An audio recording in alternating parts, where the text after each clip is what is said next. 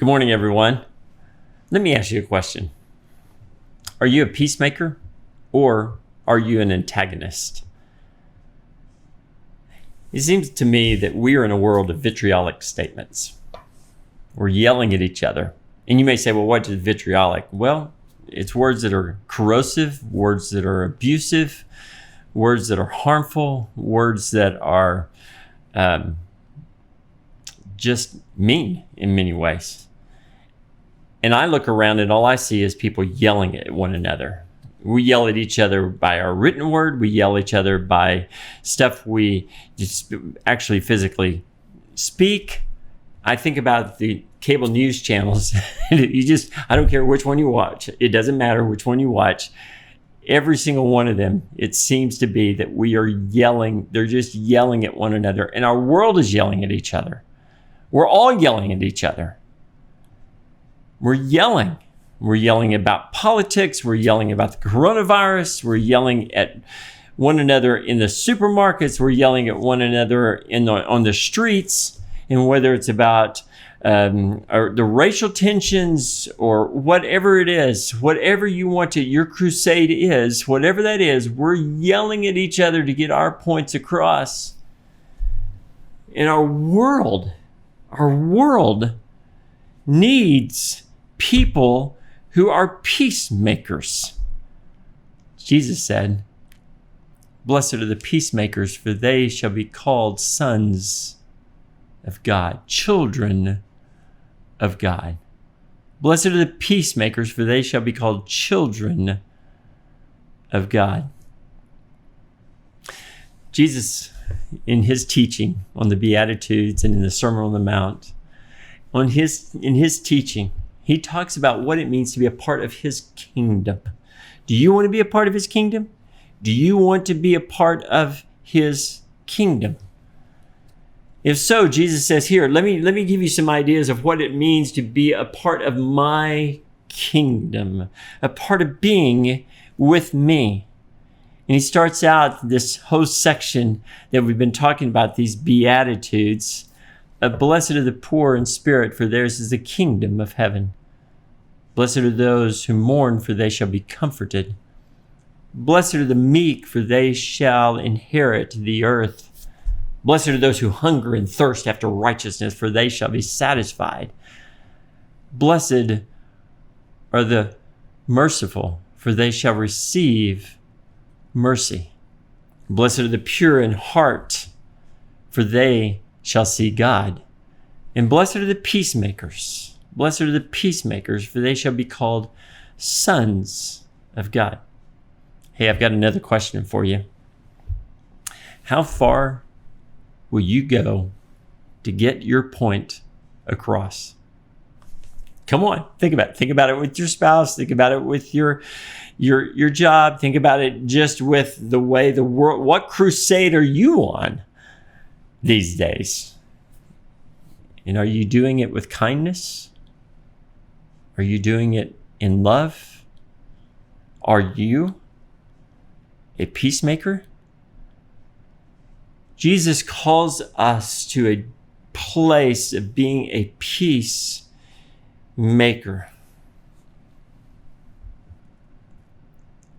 The struggle I have in my own life is I know the darkness of my heart. I know that dark side. And usually what happens on that dark side is it comes out in ways that I don't want it to. It's kind of the projections that actually happen. And usually those that are closest to you know these things. And they see that dark side of your heart because you reveal it. Sometimes often to those we love the most. And we don't want anybody to see that. No, we don't want anybody else to see that darkness in our lives. And we know what kind of talk we're supposed to talk, that we're supposed to take all of this and get this out of us. It's just difficult. I mean, even Paul says in Colossians chapter 3, he says, but now you must put them all away. What all away? Anger, wrath, malice, slander, and obscene talk from your mouth. Do not lie to one another, seeing that you have put off the old self with its practices. Have we? Have you put off the old self with its practices? And like I said, no one really wants to show what's in here. Can I let you in on something? God's there with you. In the darkness of your heart, God is there. He loves you. He embraces you. He has redeemed you. He has forgiven you. As a child of God, He has forgiven you. And all that anger, all that animosity, all that hatred, all of that bitterness, all that hurt, all of the past, Jesus says, I'm on your side. I'm on your side.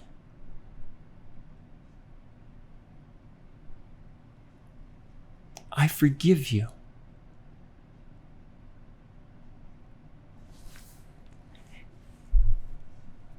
And because God sent His Son Jesus to be that peace in your heart, to be that peace in my heart,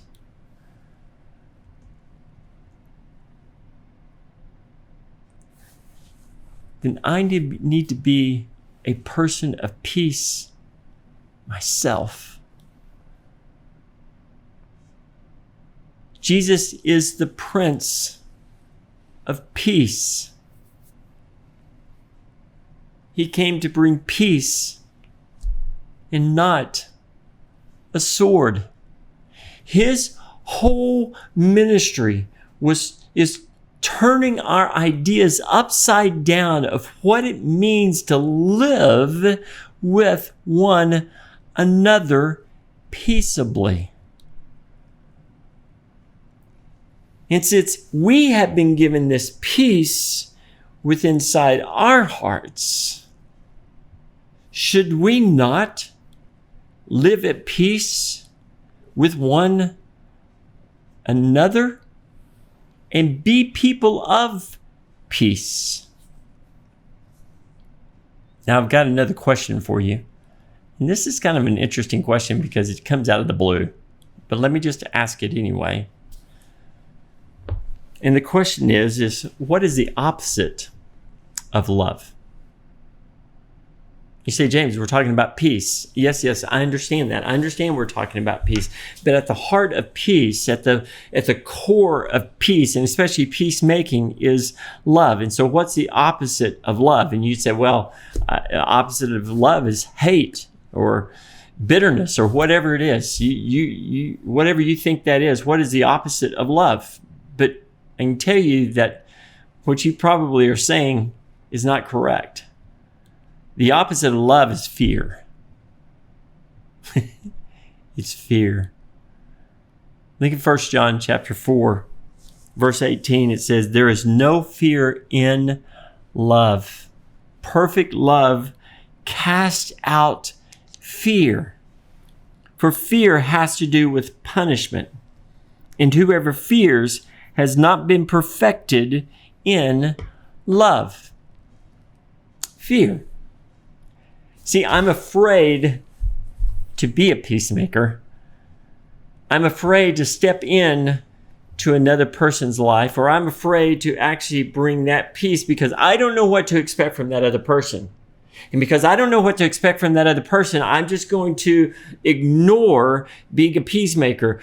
Blessed are the peacemakers, for they shall be called sons of God, children of God. Do you want to be a child of God? Do you want to be a child of God? Because being a child of God means I'm going to be a peacemaker, And at the core of that peacemaking is my love for you, my love for another. And it means that I'm going to have to risk, I'm going to have to risk stepping into my life and your life in helping to bring peace to this world. Our fears limit us and stop us from leaning into our own hearts and relationships with others. Let me say that again. Our fears limit and often stop us from leaning into our own hearts and relationships with others. See, the opposite of love is fear. I fear what's going to happen, so therefore I do not step in. I don't step into my own heart and look at what's going on in there, in the dark side of my heart, and actually deal with those things, because I know that those are the projections that I project to everybody. I get that. I understand that. But inside my heart, inside your heart, we've got to deal with those fears that are within inside of us, because that's the opposite of love. It's the opposite of love. And so we deal with those fears in our own life. Because Jesus has dealt with them and is our peace. He is our peace. Being a peacemaker is not easy. I get that. And yet that's what we're called to do. Now we're going to get to this passage and we're going to delve into this passage a lot more. But I want you to look at Matthew chapter 5, verses 43 through 45. You have heard that it was said, you shall love your neighbor and hate your enemy. But I say to you, love your enemies and pray for those who persecute you, so that you may be sons of your Father, children of God, who is in heaven. For he makes his sun rise on the evil and on the good, and sends rain on the just and the unjust. In other words, God is gracious to all people, to all people. He sends a rain on the just and the unjust. He makes the sun rise on those who are evil and those who are good. Jesus, God, is a gracious God. Can we not be gracious as well?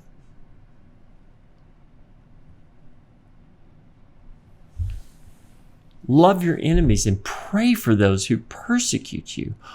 How in the world can we do that? Because God has sent his peace into our lives to be a peacemaker for our hearts, for your heart and for my heart. To be a peacemaker. And I, on the other hand, need to be a peacemaker as well. Why? Because I love God. I love God. See, the peacemaker is a person who, listen to this is from James chapter 3. But the wisdom from above is first pure, then peaceable, gentle, open to reason, full of mercy and good fruits, impartial and sincere. And a harvest of righteousness is sown in peace by those who make peace. And here's my question to you. How far are we supposed to go to be peacemakers? How far are we supposed to go to make peace with another? You tell me. You tell me. How far does God want us to go to make peace with another? How far?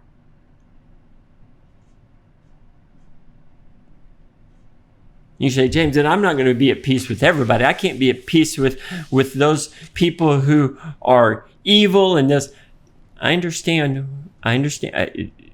Yes, there's some people that we have to avoid. We're called to do that. Run from evil. We're called to do that. But you and I know that I'm not talking about that. We're talking about how we are with other people, how we treat other people, and how We are supposed to enter into their lives to be peacemakers. This is more about the body of Christ in many ways. Yes, it's about our friends. Yes, it's about those who we're close to. Yes, it's about our families. Yes, it's about that. But in reality, this is more about us. It's about our loved ones. It's about even the body of Christ. Listen, a peacemaker is the salt of the earth. A peacemaker is the light of the world. Now, if the salt has lost its saltiness, what do? You throw it out so it can be trampled among men.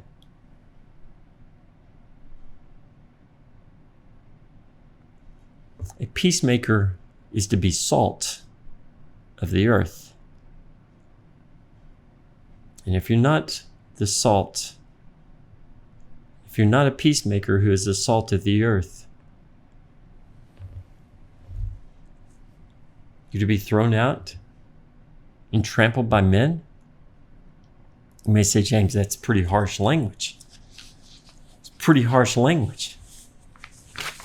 And yet, we are called to love one another as Christ has loved us. As God has loved us, we are to love one another. And at the basis, at the foundation of peacemaking is this love that I have for you and this love that we have for one another. Is it not? This was not easy in the church. It was not easy in the first century. You brought together all these different peoples from all these different places with all these different backgrounds, with everything. And Paul reminds people, and he tells them in Colossians 3, he reminds them that we're called to be peacemakers. Listen to this. Here in the body of Christ, there is not Greek and Jew, circumcised and uncircumcised, barbarian, Scythian, slave, free, but Christ is all in all. Put on then, wrap yourself up then, as God's chosen ones, holy and beloved. Here's the peacemaker. Here it is. Here's the peacemaker attributes. You wrap yourself up in these: being compassionate of heart, having kindness, humility, meekness, and patience, bearing with one another. And if one has a complaint against another, forgiving each other. Can I just stop there just a minute? Do you see the list of people, the circumcised and the uncircumcised? Did they like each other? No. And Jesus is saying, hey, listen, as a body of Christ, even if you got these different set of opinions, you come together and you be a people of peace. Which means I love you, which means I'm going to have to give up something of my own rights, but I'm going to sit down and we're going to talk about this. And we can speak into one another's lives because we have peace from Christ and we are going to be peaceful people. Yes, it is a risk. It's a risk. It's a risk to be a peacemaker because you step into the lives of another. And there you have the barbarian and the Scythian. They're sitting together in the church. In the church. The slave and the free sitting together right there in the building. Right there in the home. Right there outside or in the catacombs. And they're forgiving one another.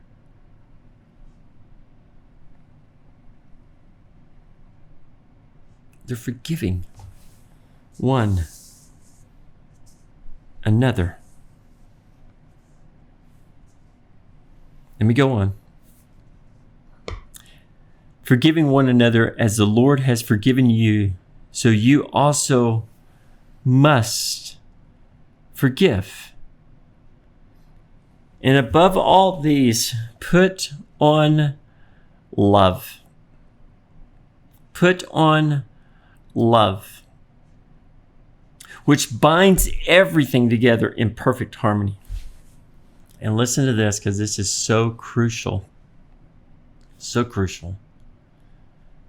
And let the peace of Christ rule in your hearts.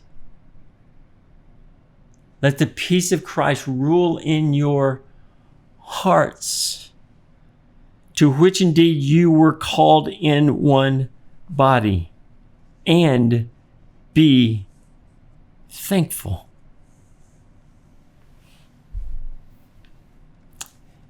Blessed are the peacemakers, for they shall be called children of God. Whew.